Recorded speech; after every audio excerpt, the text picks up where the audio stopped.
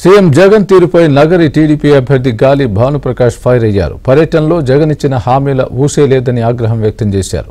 చేనేత కార్మికుల్ని ఆదుకుంటామని, రైతుల బకాయిలు తీరుస్తామని హామీ ఇచ్చిన జగన్ వాటిని విస్మరించారని మండిపడ్డారు.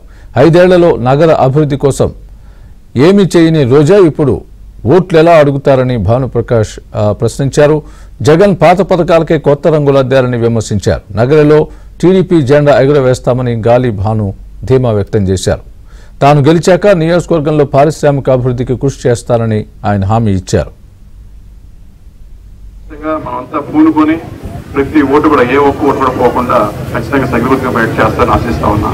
ఇంకా మనం కానీ మీ అందరి చలం దీవెంతో ఆశీర్వాదంతో అధికారంకి వచ్చామంటే రానున్న భవిష్యత్ కాలంలో ఇక్కడ ఉన్న ఆడవారందరికీ కూడా ప్రత్యేక పెట్టవేస్తూ బాబాయ్ గవర్నమెంట్ పెద్ద కార్యాచరణ చేసింది. అదేంటంటే ప్రతి మహిళకు కూడా 18 సంవత్సరాల నిండిన మహిళకి 60 రూపాయలకి నెలకి 15,000 రూపాయలు వర్తించడం జరుగుతుంది.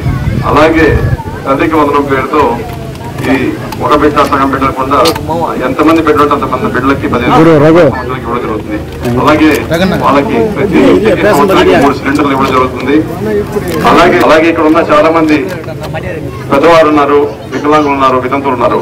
వాళ్ళకి పెన్షన్ ఈ ఏప్రిల్ నుంచి అంటే లాస్ట్ మంత్ గత నెల నుంచే 4,000 రూపాయలు జరుగుతుంది.